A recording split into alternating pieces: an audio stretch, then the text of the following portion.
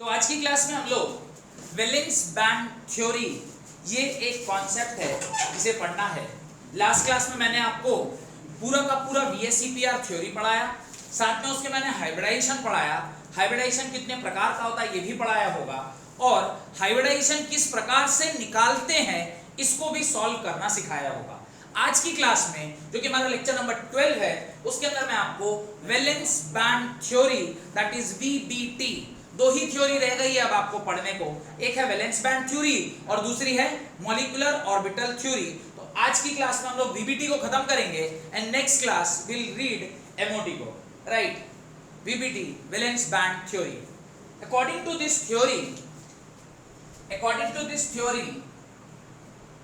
अब देखिए, चूंकि ये वेलेंस बैंड थ्योरी है, यानी वैलेंस सेल में जो प्रेजेंट इलेक्ट्रॉन है उसी से रिलेटेड इसकी थ्योरी आती है। This is called as valence band theory. According to this theory, when the atoms to be bonded, according to this theory, when the atoms to be bonded comes close to each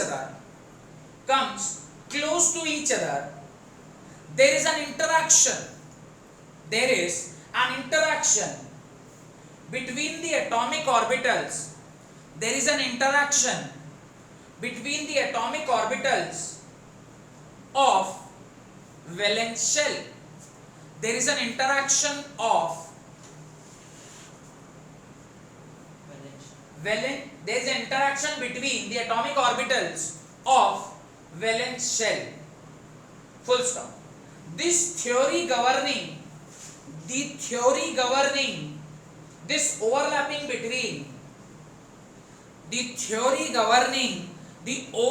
between the atomic orbital is called valence band theory. Valence band theory. Valence band theory. It was proposed by Hitler and London, HEITLER,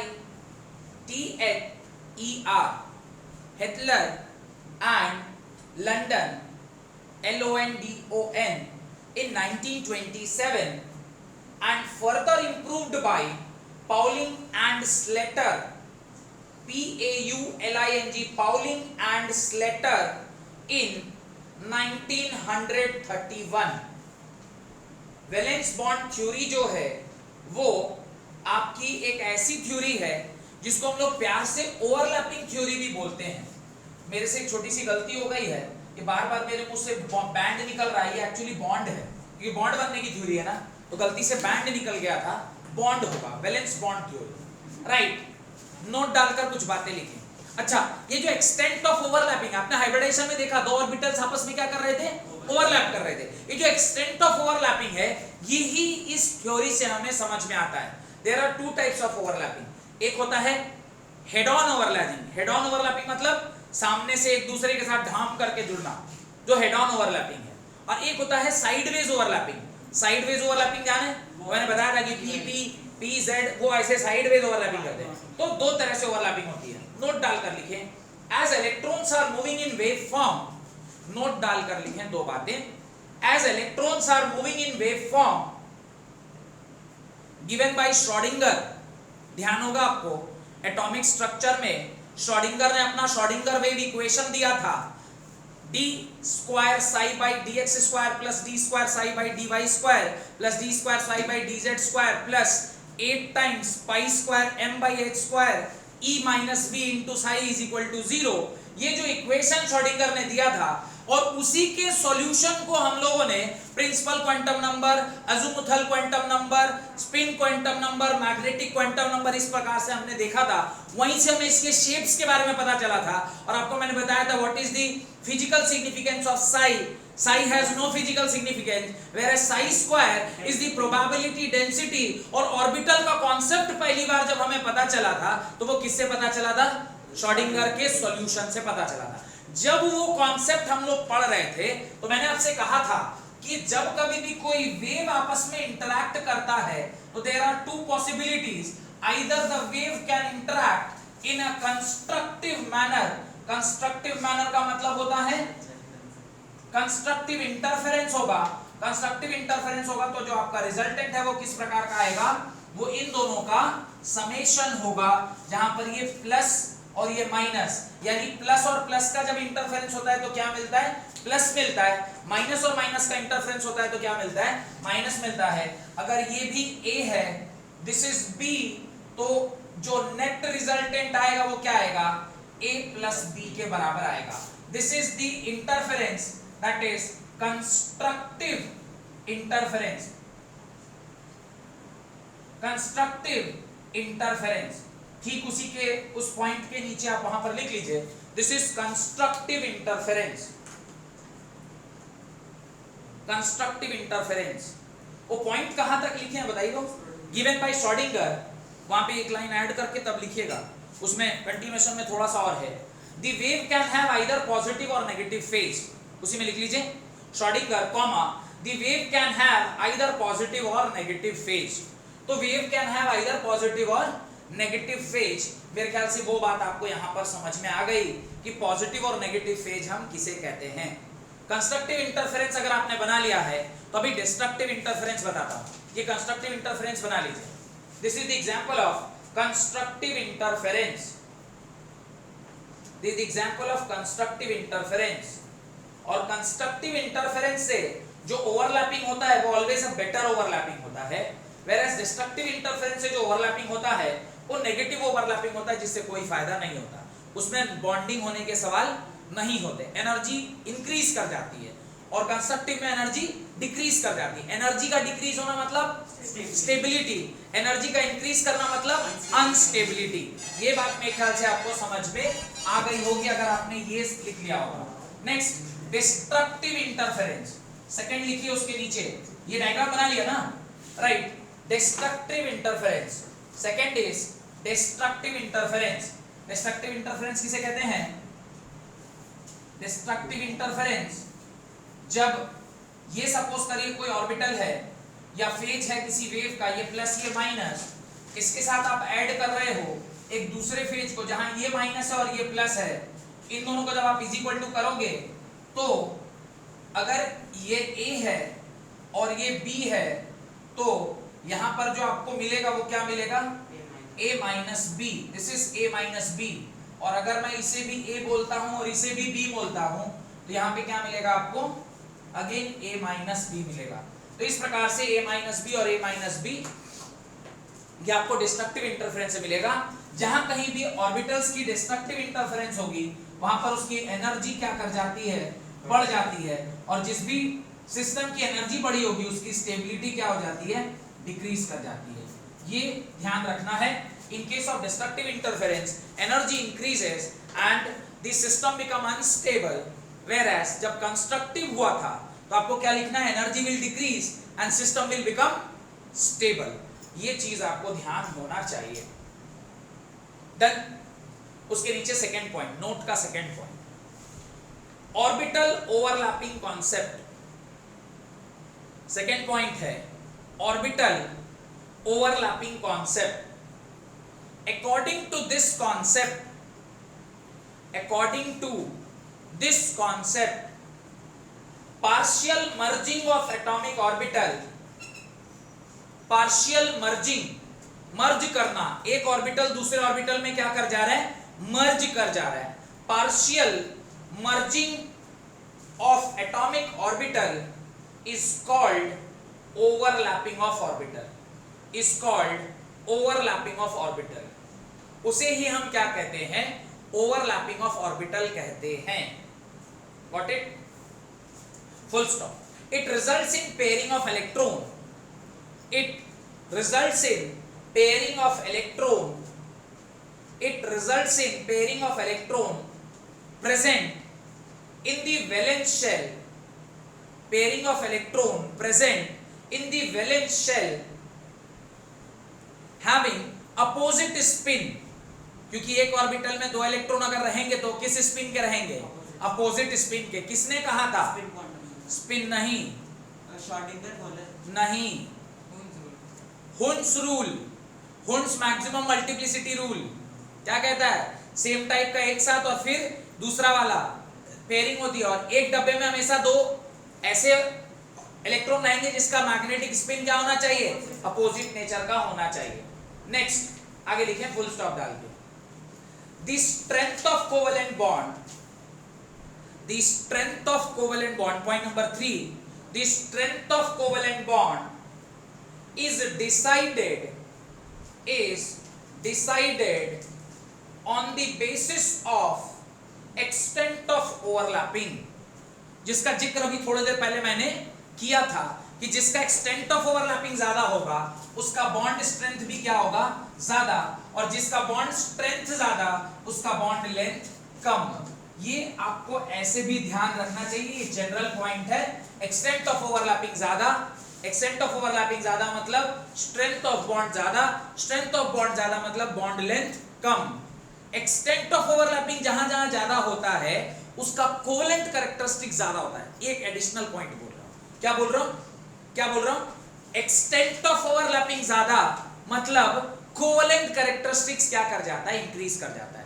तो वो भी एक अगला point आप लिख लीजिएगा। पहले कहां लिखे हैं बताइए, the strength of covalent bond is decided by the extent of overlapping, generally greater the extent of overlapping stronger is the bond, greater is the extent of overlapping stronger is the bond, extent of overlapping is directly proportional to covalent character, covalent character is directly proportional to bond strength and is inversely proportional to bond length, bond length। Extent of overlapping से ये तीन information आप क्या कर सकते हैं, conclude कर सकते हैं। डन, लिख लिया। उसके नीचे लिखिए type of overlapping on the basis of sign of phase orientation, types of overlapping on the basis of sign phase orientation, beta दो इसे। extent of overlapping on the basis of, sorry, type of overlapping on the basis of sign phase orientation, orientation के basis पर कितने प्रकार का होता है। पहला positive overlapping, first positive overlapping, second negative overlapping and third neutral और zero overlapping. पहला पॉजिटिव ओवरलैपिंग, दूसरा नेगेटिव ओवरलैपिंग, तीसरा जीरो और न्यूट्रल ओवरलैपिंग। हेडिंग डालिए पॉजिटिव ओवरलैपिंग, हेडिंग डालें positive overlapping. What do you mean by positive overlapping? Done, लिखें। A bond is formed when the combining element have same sign or phase. A bond is formed when the combining element has same sign or phase, is known as positive overlapping, is known as positive overlapping।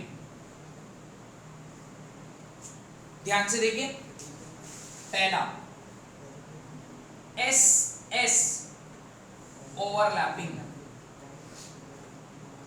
पहला क्या है, S S overlapping. ध्यान से देखिएगा, ये एक S orbital है positive loop का, दूसरा एक और एस ऑर्बिटल है पॉजिटिव लूप का, पॉजिटिव फेज का। जब ये आपस में ओवरलैप करेंगे, इनके बीच की जो ओवरलैपिंग होगी, this will be called as positive overlapping. Because positive phase के साथ जब ओवरलैप करेगा तो इसको क्या बोलेंगे, पॉजिटिव ओवरलैपिंग। और इसी को आप हेड ऑन ओवरलैपिंग भी बोलते हैं। This is head on overlapping, this is head on overlapping also.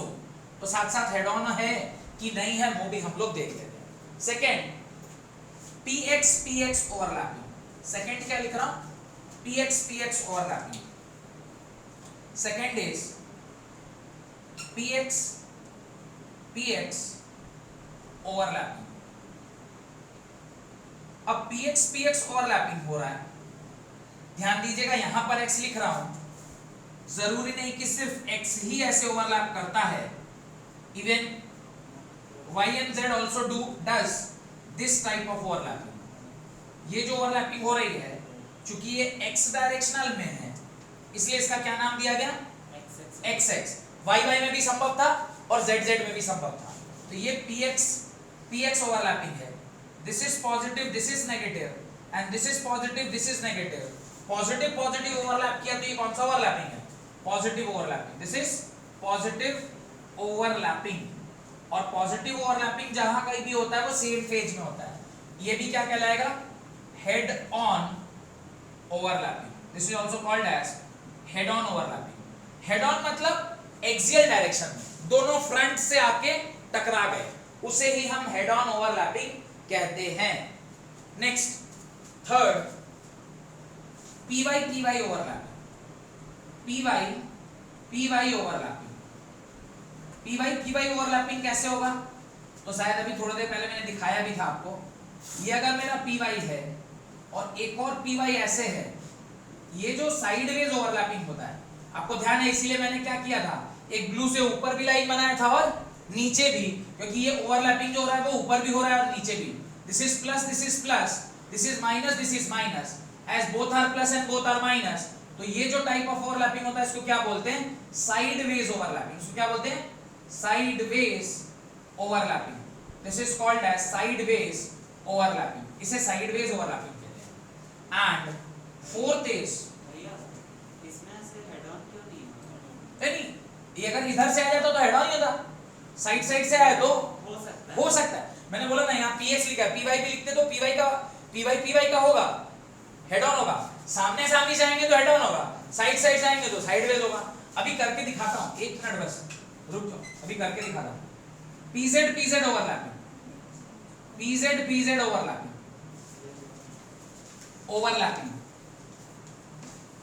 pz overlapping. ध्यान से देखो, pz ओवरलैपिंग जो होता है वो ऐसा है ना, this is one of the pz and this is another pz। ये भी पॉजिटिव, ये भी पॉजिटिव, ये भी नेगेटिव, ये भी नेगेटिव। यहां पर जो ओवरलैपिंग हुई है, this is only called as pz overlapping. ये भी pz है और ये भी pz है।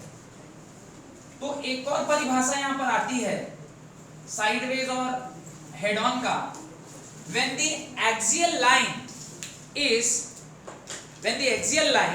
in the same direction, तो हमेशा क्या होता है, हेड ऑन।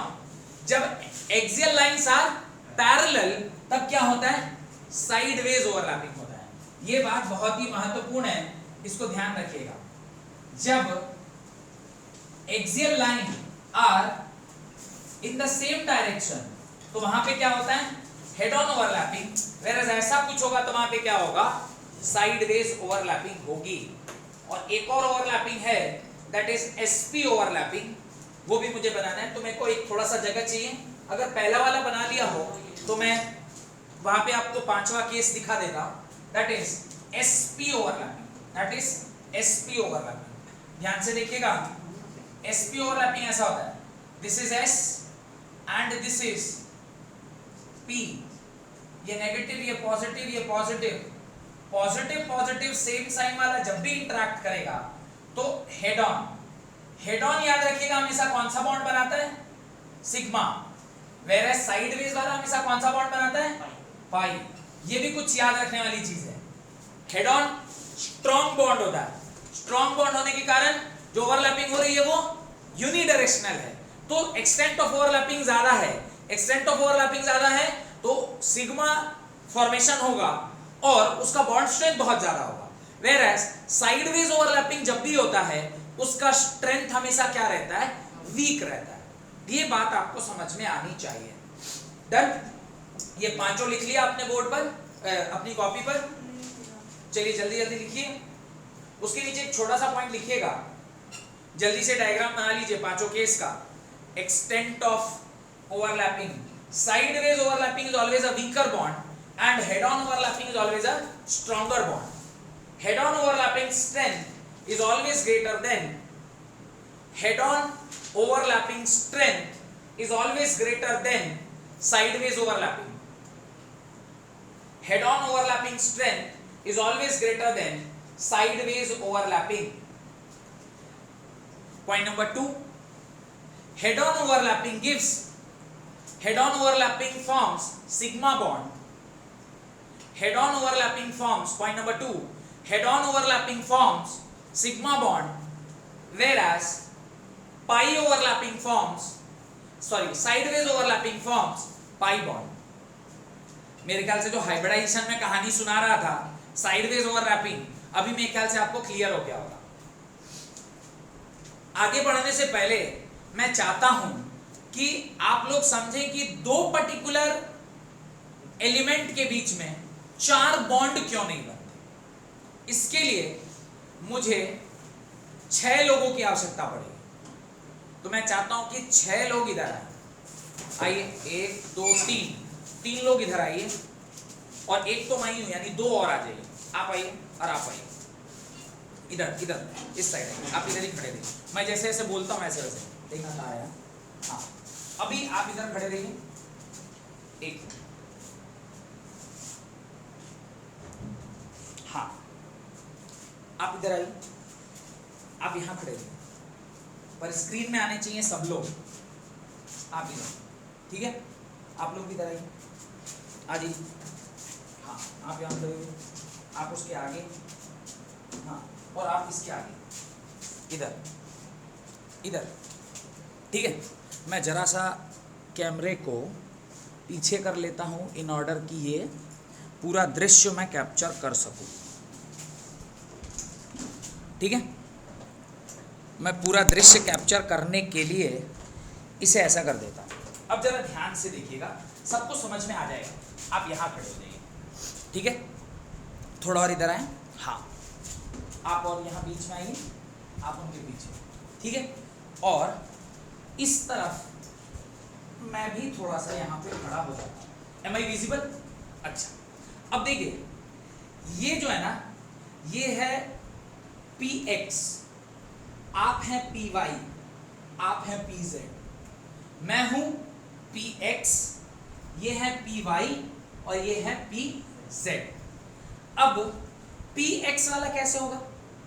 हम लोग दोनों अपना जो लोब है वो ऐसे रखेंगे, ठीक है। अच्छा, आप क्या है py, तो आप अपना दोनों हाथ ऐसे ऊपर उठाइए, और आप क्या है pz। तो ऐसा करते हैं, लास्ट वाले को x मानते हैं, है ना, क्योंकि ये z होगा तो ये सामने हाथ खड़ा कर पाएगा, ठीक है। आप क्या है px, आप भी px, आपस में दोनों ऐसे करिए, ठीक। आप क्या है py, हाथ ऊपर कर लीजिए, और मैं भी pz हूं। थोड़ा सा अपना बुद्धि लगाइए, हम लोग दोनों ना एक दूसरे से बॉन्ड बनाने के लिए आगे बढ़ रहे हैं, ठीक। पहले कौन दोनों टकराएगा? px टकरा गया, px टकराया तो यहाँ पे कौन सा बॉन्ड फॉर्मेशन हुआ? सिग्मा बॉन्ड ऑलरेडी फॉर्म हो गया। अब हम लोग दोनों अगर कोशिश भी कर रहे हैं डायरेक्शनल बॉन्ड बनाने का, बनेगा? ZZ कभी भी डायरेक्शनल बनाएगा? ZZ जब भी बनाएगा क्या बनाएगा? आगे बढ़ाओ हाथ। हम लोग हमेशा जब भी बनाएंगे क्या बनाएंगे? Sideways overlapping. ये दोनों जब भी बनाएगी क्या बनेगा? साइडवेज। पहला बॉन्ड अगर एक बार सिग्मा बन गया तो बाकी दोनों बॉन्ड को मजबूरन पाई बॉन्ड बनना ही पड़ेगा।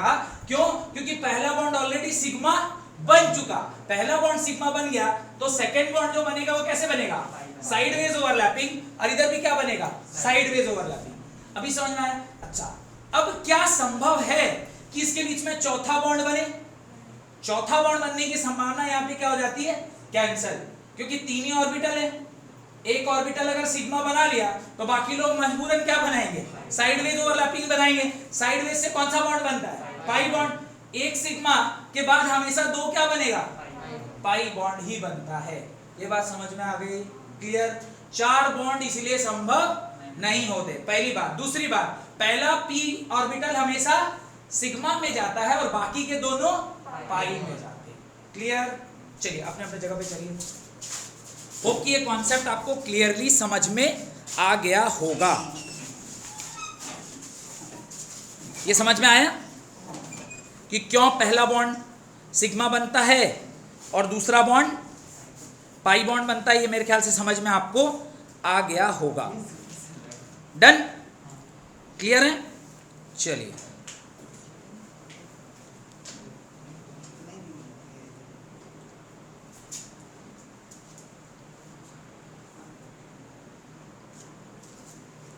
ये कहानी मेरे ख्याल से आपको समझ में आ गई। तो पॉजिटिव ओवरलैपिंग का केस भी आपको समझ में आ गया और कितने बॉन्ड बनते हैं ये भी आपको समझ में आ गया होगा।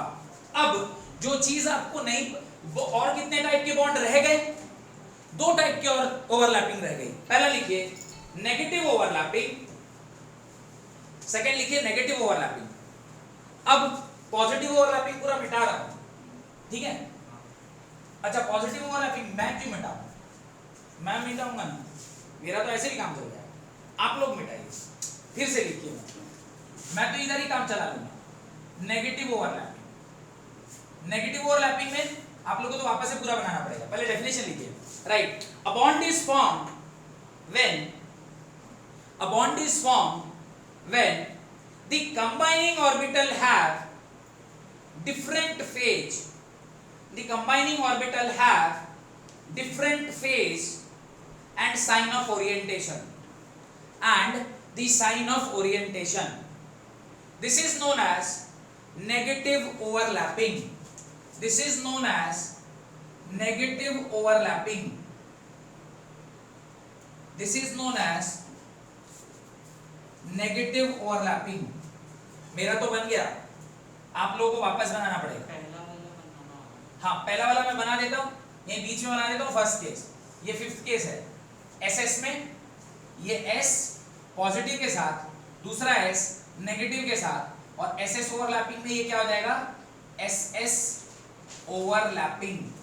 पांचों केस मेरा बना हुआ है। आपको क्या करना होगा? फिर से बनाना होगा। दिस इज एसएस, पर ये कौन सा साइन में हो रहा है? Opposite sign. ये कौन सा साइन है? Opposite sign. ये कौन सा साइन है? अपोजिट। ये कौन सा? अपोजिट। और ये भी कौन सा? अपोजिट। इस तरह से जब बॉन्डिंग होती है उसको क्या बोलते हैं? Negative overlapping. जल्दी जल्दी अपनी कॉपी में बना लें, जल्दी जल्दी अपनी कॉपी में बना लें।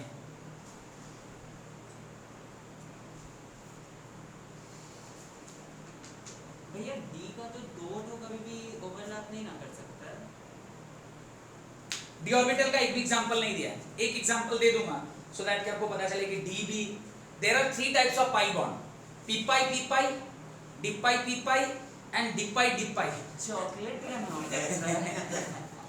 तो there are 3 types of pi bond, p pi bonding, p pi bonding, d pi bonding. तो डी पाई बॉन्डिंग और डी पाई बॉन्डिंग जब दिखाऊंगा तो समझ में आ जाएगा कि कैसे डी ऑर्बिटल भी ओवरलैपिंग में जाता है।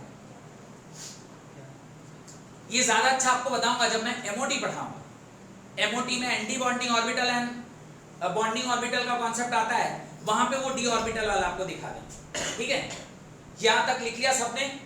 तो सेम चीज बनाना, घर में भी कर लेंगे इसको। तो खाली साइन चेंज करना है, ध्यान से बस रखना है कि पॉजिटिव के बाजू में नेगेटिव, और इधर या अच्छा ये इंपॉर्टेंट पॉइंट याद रखिएगा, पी ऑर्बिटल का जो लोब होता है उसमें एक तरफ पॉजिटिव तो दूसरी तरफ नेगेटिव। इन नोट डाल के आप लिख लीजिए, पी ऑर्बिटल का जो शेप होता है, पी ऑर्बिटल का जो शेप होता है उसमें एक तरफ पॉजिटिव तो दूसरे तरफ नेगेटिव साइन बनता है, एक तरफ पॉजिटिव और दूसरे तरफ negative. Whereas d orbital में दोनों लोब एक ही साइन के होते हैं। बताऊंगा डी ऑर्बिटल जब बताएंगे तो बता दूंगा कि डी ऑर्बिटल में अपोजिट होता है। आपने डी ऑर्बिटल बनाया हुआ है ना?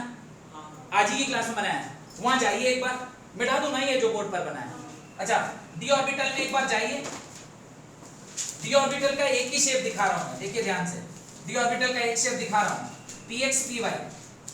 डी ऑर्बिटल और p ऑर्बिटल में एक ही अंतर है, किसका? अपोजिट वाला दोनों क्या होता है? ये दोनों पॉजिटिव, ये दोनों नेगेटिव। whereas p में क्या होता है?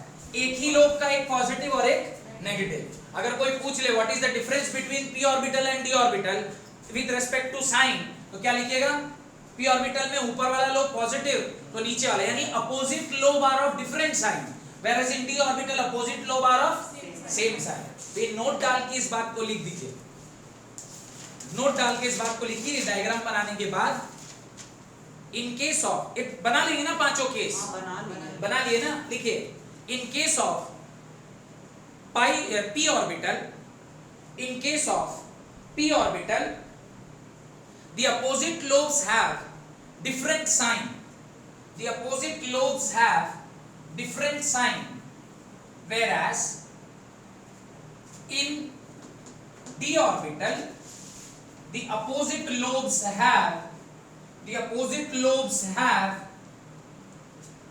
same sign। और ये वाला फोटो बना लीजिएगा, जो अभी मैं बनाया था मिटा दिया, फिर से बना दूं क्या?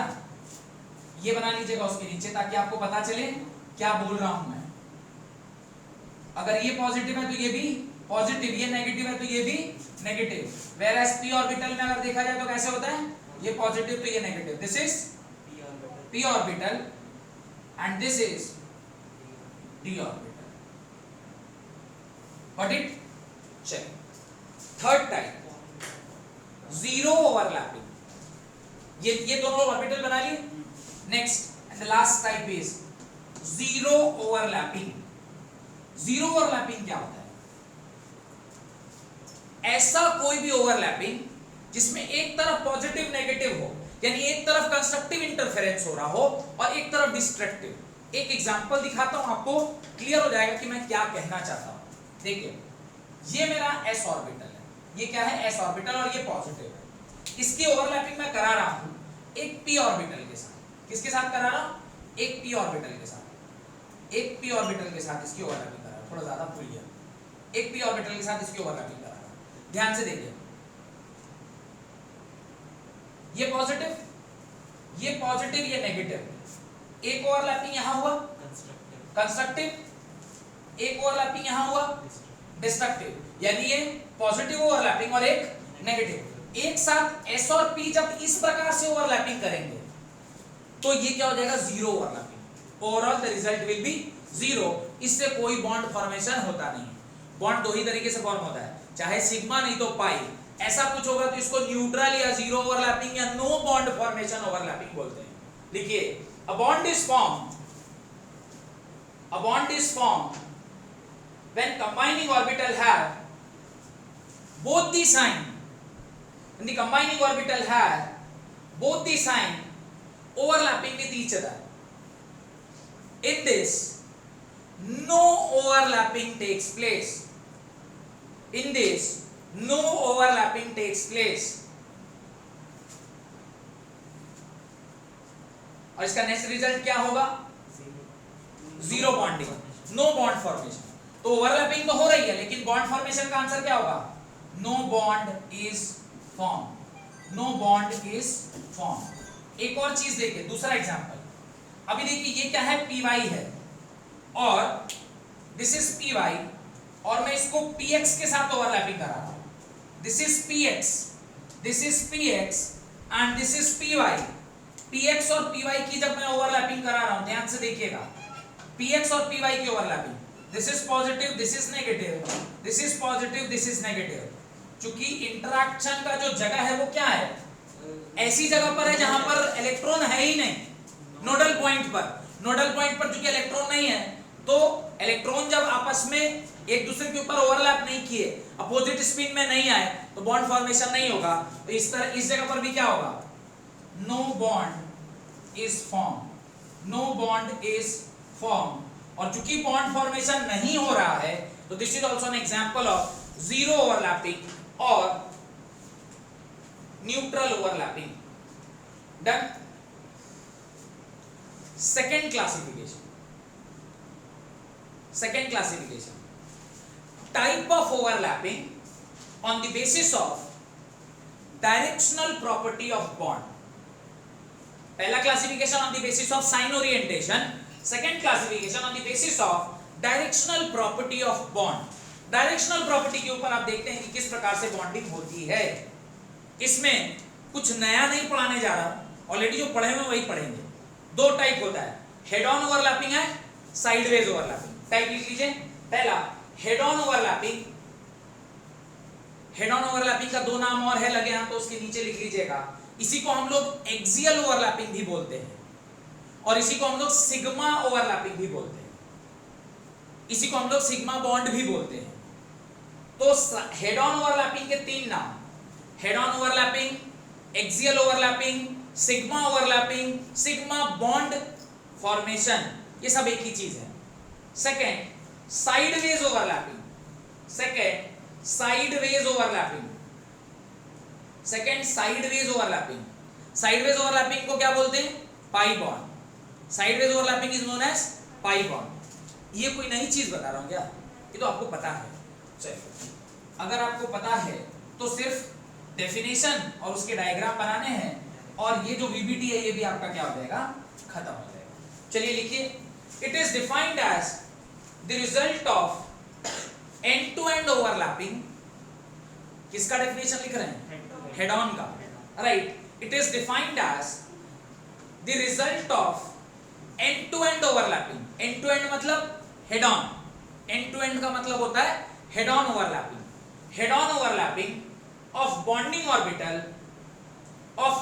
Orbital along its internuclear axis, along its internuclear axis, internuclear axis के along, internuclear axis।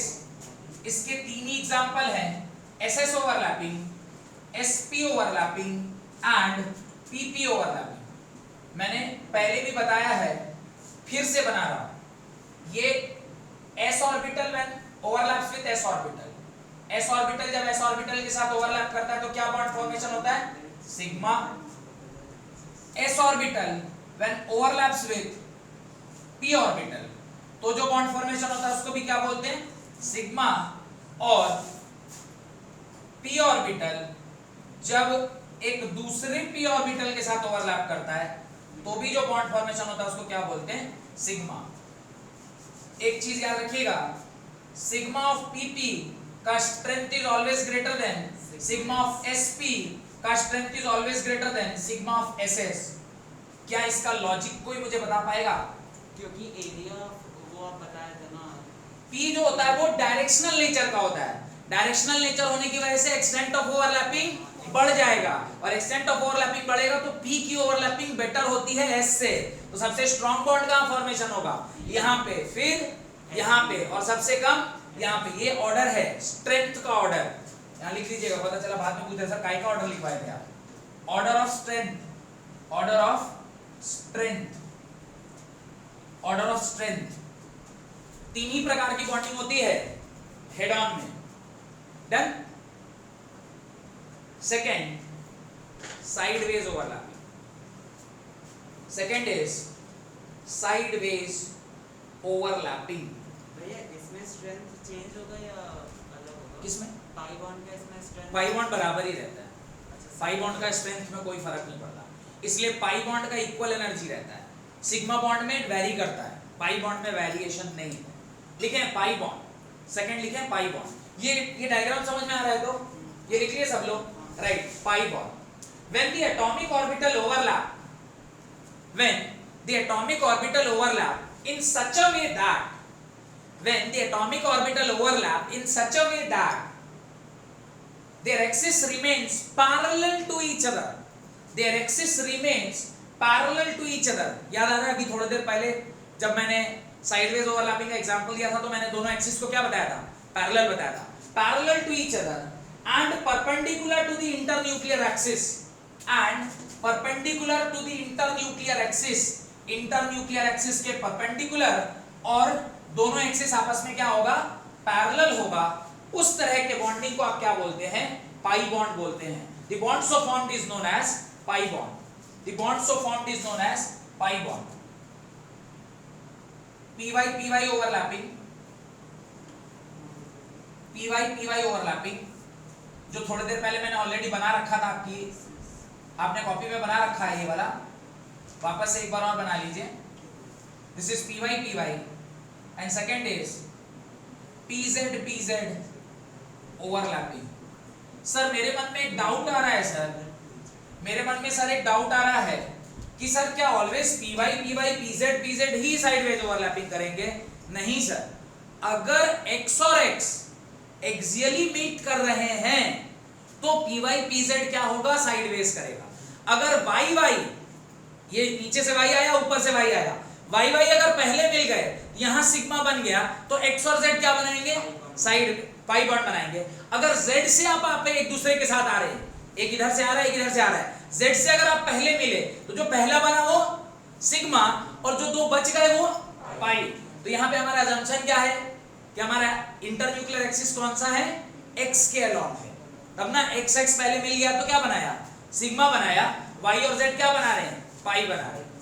ये अजम्पशन याद रखिएगा, ऐसा नहीं सर आप तो बोले थे हमेशा पी वाई जो है वो साइडवेज बनाता है, लेकिन एक क्वेश्चन पढ़ा था उसके अंदर लिखा हुआ था कि पी वाई सिग्मा है, सारी थ्योरी गलत हो गई सर, आप क्या पढ़ाते, सब गलत सलत पढ़ाते बच्चों को। तो ध्यान रखना है कि x को अगर आप क्या मान रहे हैं, इंटरन्यूक्लियर एक्सिस मान रहे हैं, तो y और z क्या फॉर्मेशन करता है, पाई बॉन्ड फॉर्मेशन करता है। नोट डालकर दो बातें लिखिए। पहला, पाई बॉन्ड, ये डायग्राम बनाइए, कई बार बना चुके हैं, अब तो बनाने का प्रैक्टिस हो गया हो, right. Pi bond is a weaker bond as compared to, pi bond is a weaker bond as compared to sigma bond because of the extent of overlapping, because of the extent of overlapping, because of the extent of overlapping, extent of overlapping इसकी क्या होगी, कम होगी, extent of overlapping कम होगी। Second, coordinate bond is also considered as sigma bond, coordinate bond is also considered as sigma bond, coordinate bond भी एक sigma bond की तरह ही counting में किया जाता है। Coordinate bond is also considered as a sigma bond. Third point, first bond formed between two, first bond formed between two, first bond formed between two, first bond formed between two elements is sigma, and the other bonds are pi bond, and the other bonds are pi bond, and the other bonds are pi bond. अब अगर मैं आपसे पूछूं कि इस प्रकार से ये सिग्मा, ये सिग्मा, ये sigma, carbon carbon double bond, ये H, ये H, ये H, ये H, ये सिग्मा, ये सिग्मा, ये सिग्मा, ये पाई, ये पाई, ये पाई। और मैंने आज ही की क्लास में आपसे ये सारा एग्जाम्पल देकर दिखाया था कि किस प्रकार से सिग्मा और पाई आप कैलकुलेट करते हैं। तो चूंकि पहला बॉन्ड जो भी बनता है वो क्या होता है, सिग्मा बॉन्ड होता है। इसमें कितने सिग्मा है, 3 सिग्मा 2 पाई। इस स्ट्रक्चर में 5 सिग्मा 1 पाई, सॉरी 5 सिग्मा 1 पाई, एक ही पाई। और इसमें सिर्फ और सिर्फ 7 सिग्मा 0 पाई। ये समझ में आया क्या, कोई दिक्कत नहीं? बहुत बहुत धन्यवाद आज की क्लास अटेंड करने के लिए।